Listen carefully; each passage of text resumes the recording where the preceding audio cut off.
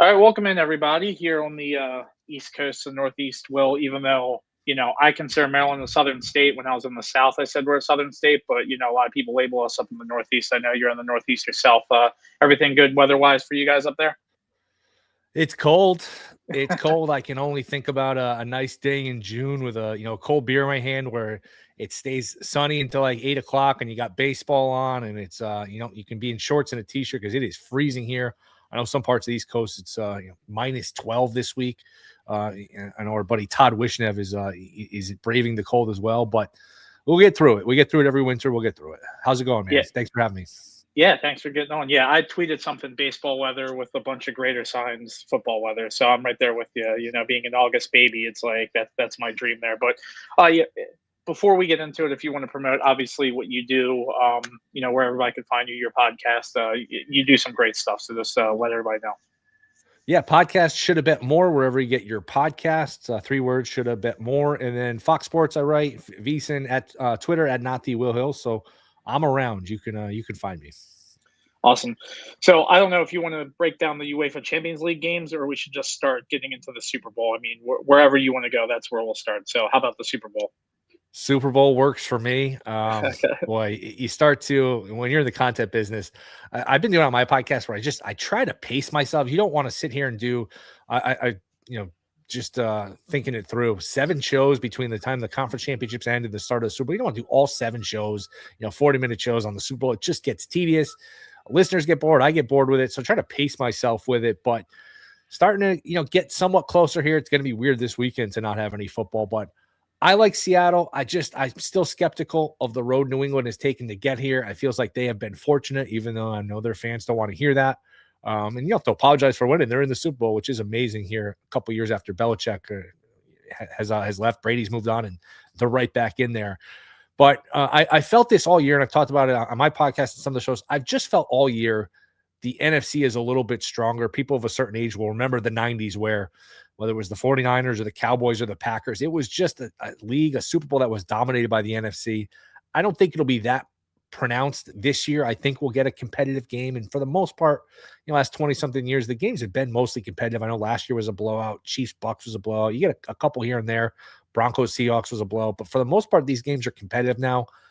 I'm thinking Seattle by like 10, 27, 17, something like that. I think the best bet of all of these, when you have Seattle as a 4.5 point favorite, and they're minus 200, minus 220 on money line, whatever it is, to me, Darnold at plus 130 to win the MVP is the best bet. There's value there. Instead of laying the $2, you're getting a plus 130, and the media loves this guy. He's good with the media. Seems like a good guy. The narrative is there where, high pick, bounced around the league, chewed up and spit out, even by the Vikings, who were 14-3, said, you know what, thank you for your service. We'll see you later. The media loves this guy. The narrative is there. The one guy you worry about stealing it from, well, Smith-Njigba's a star. He could have a big game. If Smith-Njigba has a big game, Darnold has a big game. So I like Seattle. I think Darnold at plus 130, there is some value there in terms of the MVP. Yeah, I'm with you on that because we don't think Kenneth Walker is going to have a big game given the New England run defense there. The only thing that I could see is a low-scoring, ugly game where maybe Iwamori or someone for Seattle on defense makes a big play. So maybe a little sprinkle on a Seattle defensive player for an MVP, or I guess maybe the same thing for New England. If they're going to win the game, you got to think they're going to stop that offense. So any kind of long shots in that area that you might think might be worth a flyer? You brought up the guy, Iwamori, just from a talent standpoint, a talent play. I think he's in that 75, 80 to 1 range. That's not terrible. I mean, I'd like to be getting a little more. I'd like to be getting triple digits. Of course, we'd always like to be getting a little more. It's hard for a defensive player to win it, but it's not impossible. We saw it with Dexter Jackson in the Raiders-Bucks Super Bowl all those years ago. Larry Brown won it. The last time Seattle, the only time they won the Super Bowl against Denver, they had a defensive player win it, Malcolm Smith, who I think was a linebacker.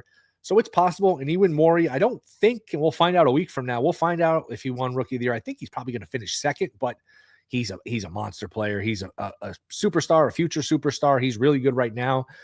What would he have to do? You probably have to score on defense. You probably have to, I don't know, could you win with like 2 interceptions? Is that enough? Unless you score on defense, you're probably not in the conversation. But hey, you score on defense and you recover a fumble, something like that, and it's a 13-10 type of game, he could certainly be in the mix. So I don't mind that Iwamori look. I think that's one I've heard before from other people that are sharp, and I do think there is some potential value there.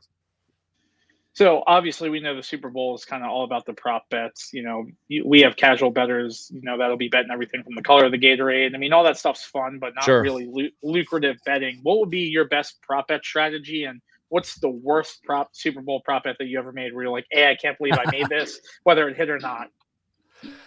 I would say just from the start here, just a good general rule of thumb. Be careful of anything that doesn't have a no. Be careful of those one-way markets. If you can only bet yes on something and there's no offered, chances are they're probably not giving you a fair price. Now, again, if you want to throw $5 on 5 or 10 different things and have some fun, it's the Super Bowl. I understand that it's recreation, but if you really want to win, if you're serious about winning, just be careful with the stuff that's one-way markets, needle in a haystack bets. Those are tough Those are tough to win. There's a lot of hold on those markets. So that's when I would look at. If you're going to get involved in the novelty props and these books, I think for the most part, with how much information is out there on Twitter and how much leaks now, these books have gotten pretty careful about what they post, the limits for what they post. But I would say don't bet anything. Don't bet anything where you feel like you're going to need to hire a lawyer if you lose. What are some of the obscure ones where there's some gray area? Where I seen the market, will there be a player that cries during the national anthem? If you think, oh, that guy in the background, he's kind of touching his eyes, he might be crying, I won, but they count it as a loss. Or, the color of the Gatorade, there actually can be some wiggle room with that. Was it yellow? Was it yellowish green? Was it blue? All of these different things. If you're betting that much money where you're going to be really mad and feel like you got ripped off if you lose, they don't grade it properly, just maybe stay away from stuff where there's gray area, where there's wiggle room in terms of how they grade it. But again, I go back to, it's the Super Bowl. If you want to have fun with some stuff, have fun with it. But again, don't feel like you bet anything where, man, if I lose this, I don't want to get screwed over. I'm going to have to, send emails and basically hire an attorney to get this fixed. Be careful about what you bet. Yeah. I once bet the Alicia Keys singing the national anthem in the Ravens 49ers game, and I took the under because they set it extremely high, and she added a verse in there, and it then went over. And I was like, hey, you can't really do that. It should be the actual. That's length a of the great song, example. Yes, exactly. That's a great example. Some books will count it as soon as she finishes the anthem, like the Brave, and then boom, it's over. Some people will say, well, no, the continuation counts, almost like in basketball, you get continuation. So again, what's the saying? Play stupid games, win stupid prizes. When you're betting on this stuff, you know what? It's hard to argue too much because you can interpret that one of two. You can interpret it either way. If you bet the over, you can say, well, she didn't finish. She kept singing. You can make a case for that. If you bet the under, you're obviously saying the opposite. So if you're betting this stuff, just know what you're getting involved with. Same thing with like first halftime song. What will be the first song sung at halftime? There can actually be controversy with that because a lot of times they'll play the beat of a different song, but the singer won't actually sing it, and they grade it like what's the first lyric, and there can be some gray area with that. So again, have fun with this stuff, but be careful and don't lose your mind if you you get a bad beat based on how it's interpreted in terms of these books grading it. Right. And before we shift over to college basketball and baseball, I will say the worst player prop bet that I ever made myself was Virgil Green, the backup tight end for the Broncos the year they played the Panthers, the former Nevada Wolfpack. I had over catches for him, and I was trying to be smart and outsmart people. And I think he had one catch that got called back and then never saw the ball again. So I lost on Virgil Green catches. Yeah. So I also had Carolina to win that game, so I lost both bets there. So I had Eagles second half money line last year, and I was getting like plus 250. And it was just the Eagles ran away. They were going to win the second half. And if you remember, they put in who's the backup? It was Pickett. And then the Chiefs got a garbage touchdown, another garbage touchdown, and I somehow lost. That was a tough one. That was a really bad one. Yeah. Well, we'll shift over to college basketball. Obviously, it's that time coming here where we're right around the corner from March Madness, really ensconced in conference play here. And certainly we have a couple big surprises in the Miami of Ohio, the Fighting Wally Zerbiaks, the Red Hawks there, just again undefeated. I don't know how they're doing it. And the Arizona Wildcats with a great win against BYU. Obviously, they're the two big surprises, but any other team, maybe, Robbie Avila and the Billikens, that are huge surprises, whether it's positively or the most disappointing team for you that, so far this part of the college basketball season. You hit a good one. St. Louis is a good one. St. Louis is a team that I wouldn't be shocked if you look up in the middle of March or later in March and they're in the Sweet 16. I wonder from a big picture perspective. I was just talking about this on my podcast. 2 years ago, we didn't get many upsets. We got Yale to beat Auburn, and we got Oakland over Kentucky. Last year, we basically got nothing. I wonder if that's going to start to be a trend with NIL and the gap between the haves and the have-nots. I worry that's going to start to widen.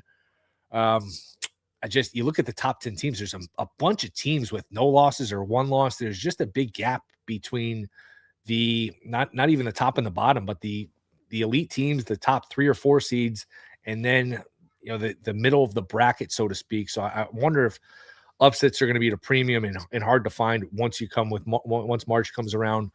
Another team, I don't know that they're a surprise, but I think could be dangerous come tournament time. I really like Seton Hall. I think they play physical. Watch them against UConn. They were just buckets are tough to come by. Now they can struggle on offense, but they're physical. They're tough. I think, the coach has experience in the tournament, experience pulling upset Shaheen Holloway. I think they could be a tough out, especially if they get a tournament crew that swallows the whistle, lets them play, which can happen sometimes in the tournament. They let a little more physicality go. Seton Hall is a very rugged team, so maybe not like a huge surprise, but I do think Seton Hall could be a little bit of a sleeper here come tournament time. Yeah, and you brought up a great point in March, like the actual NCAA tournament. I think there could be some value now in the conference tournaments, given the fact that we might not have a ton of upsets in March Madness. Is there a team that maybe you think, hey, now start betting them because they could make a run in the conference tournament, whether they're either underachieving or overachieving? Maybe like, how would you go about betting maybe the smaller conference tournaments? Like any strategy kind of from here on out? Yeah, and it's funny. I mentioned lack of upsets in March Madness the last couple years. If you remember last year in the conference tournaments, it was pretty much all chalk to. There were very few upsets in the conference tournaments last year, which is a shame because you can get some real long shots, in these conference tournaments. In terms of the value, I know I had Queens last year, and they were, I think, 50-1, and they were up 10 in the semifinals with like 5 or 6 minutes to go, but they blew the lead, didn't make the finals. I would have at least been able to hedge in the finals. That's one, not that I'm still bitter about it a year later. A team I like that's kind of flying under the radar too, so similar to Seton Hall. I think Texas is a good team, could be a good little sleeper here. I don't know that and again, it's hard in these monster conferences to make a run because you got to go through so many games, but to me, they've been impressive at times. And the coach called them out, I think it was last week, for fouling too much, but they get to the line. They've got some traits you like as a team. I think Texas is a team, not like a Final Four team, but could they get in, pull off a couple upsets to be like a surprise Sweet 16 team if the bracket breaks right? I think Texas could have some value. It'll be very, very interesting to see the Mid-American Conference, the MAC tournament, because obviously if Miami does not win that tournament, do they get 2 bids? I mean, does a team like an Akron upset them? I mean, because you got quality teams in Kent State, Miami of Ohio there. So right. I think that'll be the most interesting tournament, like you said, especially with the lack of upsets that there's been. It's like, hey, can this be a 2-bid league? I think will be very interesting. I think they would probably, with their out of conference, they would probably have to be undefeated going into the conference tournament. And then, boy, that would be really cruel if they lost in a conference final as an undefeated team. I think they'd have to put them in. But like the numbers, I know they're ranked, but a lot of the metrics don't like them. But that would be, even though I think there's a little bit of fool's gold with them, that would be pretty cruel to win all of those games, go to the conference final, undefeated, like lose that. I know we're painting like an exact scenario, but that would be interesting and a sweat for the committee to decide what they do. I think they would put them in. I think if you get to the conference tournament undefeated, even if you lost the game, I think you got to put them in despite the non-conference. Would you agree with that or no?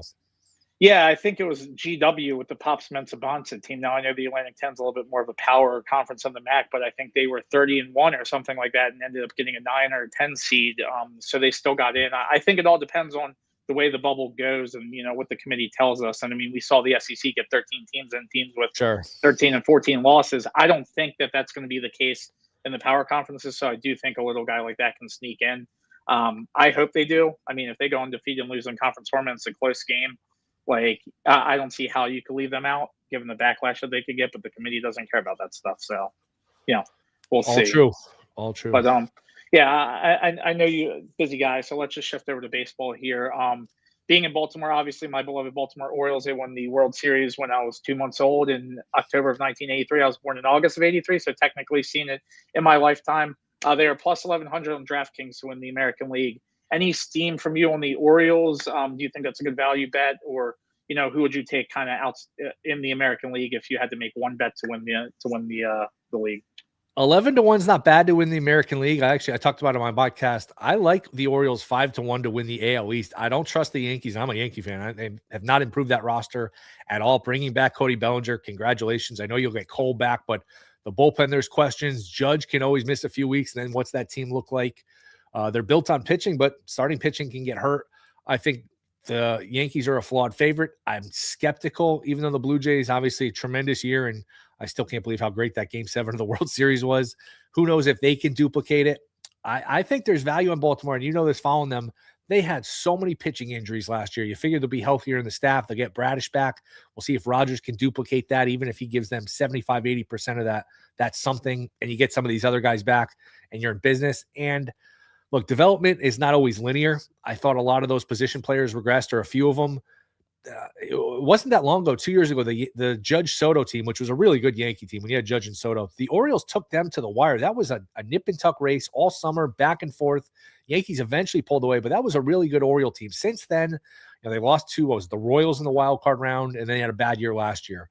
I think they can get back on track. Some of those young guys, all right, they regressed last year, but they could certainly bounce back. The Rushmans and the Hendersons of the world. Holiday, a year older. You throw in Alonso. To me, that could be a monster lineup.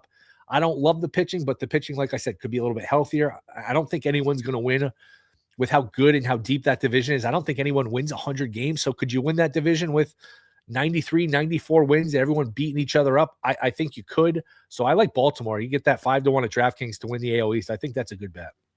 Yeah, thanks for bringing up the Kansas City. We scored one run in 18 innings, and that the pitching was not the problem in that series. It was, it was tough. And adding Taylor Ward into that lineup too, there were only four outfielders that had 30 and 100. It was Aaron Judge, Soto, Taylor Ward, and Riley Green. So don't sleep on him either for the Orioles as well. But as we know, baseball is every day, so betting strategies can be a little bit different.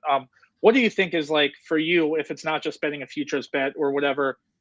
How do you go about betting baseball like successfully to make money? What advice would you give to people, on the easiest, maybe the best way to do it? There's so many markets now. If you try to attack everything, it's going to be hard. I would say focus on a few that are a little off the radar. One market I really like is like pitchers hits allowed, where find out who gets the rope, especially early in the season. These guys aren't going to have a lot of rope once the season comes around in late March here.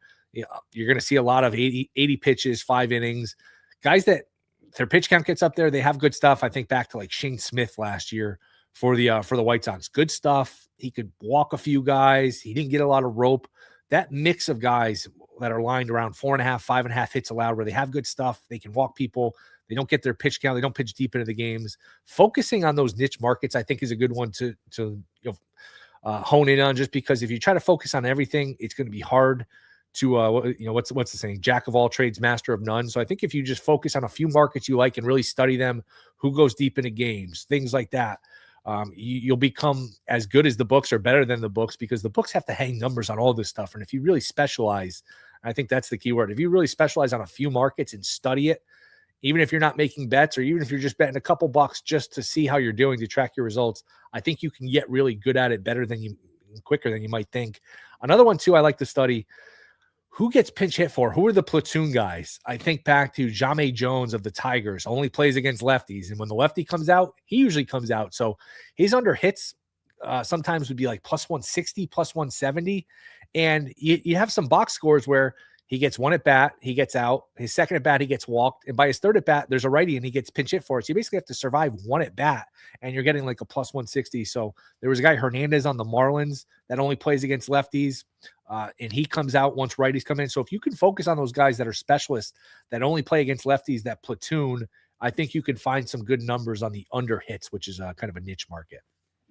Yeah, and I mean, if we think about it, I mean, even the best baseball players only get hits 3 out of every 10 times. So there's 7 times where they're not getting a hit. So I mean, you look at the value that you're getting there.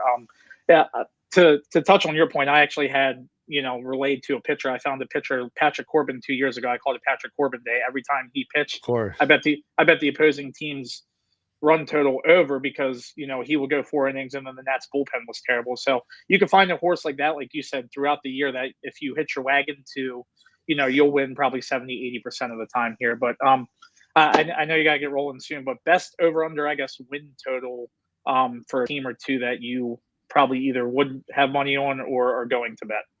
I'll give you a weird one. I like the White Sox over 65.5. I thought they did well in the Garrett Crochet trade. When you're that bad for that long, you start to pile up the pieces, draft picks, prospects. They were much better than the year before. I think they got to 60 wins. Montgomery, Teal, they've got some guys in the minors coming. Now, you always wonder with these teams, are they really trying to win? Or are they going to try to manipulate the service time, things like that? But I think the White Sox in a division that's not great, and who knows, maybe the Tigers trade Schoolboy and it gets even worse.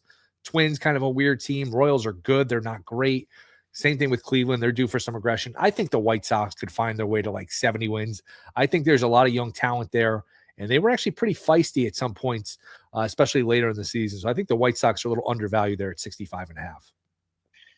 Yeah, and I mean, you hit the nail on the head with that division there. I mean, why can't they contend for it? Now, the only thing with that division is in order to make the playoffs, obviously, it's probably a one-person league. But yeah, I definitely think it's 100% possibility that Scooble gets traded, and then Joe Ryan, Pablo Lopez for the Twins are probably almost certainly gone once they realize that that's what they should do. So really, really like that one. And I mean, I will obviously be betting the Orioles over under win total. And maybe I haven't seen what the Blue Jays is, but you're right. Maybe take a little under on that one as well. And, the Angels are a team that I always fade. So I'm curious to see what their number will be. But, they're a team that no matter how much hype they get, I always kind of take their under, and they kind of overachieved last year, but I'm not high on them at all. So do you think there's any team that can contend with the Dodgers in the NL? Is it worth putting any money on any team? Not in the regular season, even though Dave Roberts admitted as much. We kind of load managed, we paced ourselves, but they're going to get their wins. They're going to win the division. I thought the Padres had their chances last year to win the division, couldn't pull it off. And you can't just hand them the pennant when it comes to the playoffs because it's such a small sample size. You're playing a best 2 out of 3, then a best 3 out of 5, and a best 4 out of 7. So anyone can get picked off. Do the Mets have enough pitching? I like their lineup. I'm not sure. I mean, the Dodgers, they'll probably find their way in the World Series, but with just the random nature of baseball and the small sample size that is the playoffs, it's not a foregone conclusion. Like when you get a dominant NBA team, barring injury, they're probably going to be in the finals. I think it's less so for a team like the Dodgers. Yeah, as a person who was on the Phillies in that series, if a relief pitcher just throws to first base and gets you out, the Dodgers are probably not even in the World Series there. So this whole lack of parity thing, I mean, we're only a couple of years away from the Rangers and Diamondbacks being in the World Series, and we were a bad throw to home plate away from the Dodgers not even being in the World Series. So you're exactly right there. I think regular season is maybe you could fade them certain series, but yeah, I mean, I wouldn't bet on anyone else until the playoffs come, and then you got to look at certain numbers that you're going to get, man. So really appreciate the time. I know you're a busy guy. Obviously appreciate touching base on some other sports. We'll have to have you on again closer to kind of baseball season, and then maybe hit up the transfer portal in college football and give some, early Heisman bets here next time that we're on, man. But I appreciate the time. Of course, man. Thanks for having me. It was fun. Enjoyed it. So let me know. Happy to come on again. Absolutely. Take care. See you. Cool. Thanks.